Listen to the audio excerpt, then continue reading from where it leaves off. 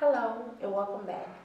Hopefully you've enjoyed and learned more about theories within criminology from Concept 3. With Concept 4, we will discuss the biological theory. Within this concept, we will describe the development of the biological theories of crime, the importance of the biological explanations of crime for criminal behavior, and we will also identify the fundamental assumptions for the cause of crime by biological theories.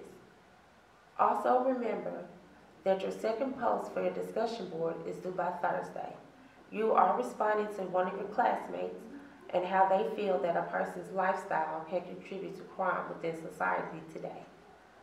Also, for your end of the week assignment, you will choose a career criminal of your choice, and you will also give a brief synopsis of the criminal, describing the crimes they committed, the victims that they chose, if they had any particular victim, things of that nature. Also, if you have any questions, please do not hesitate to contact me. Thank you.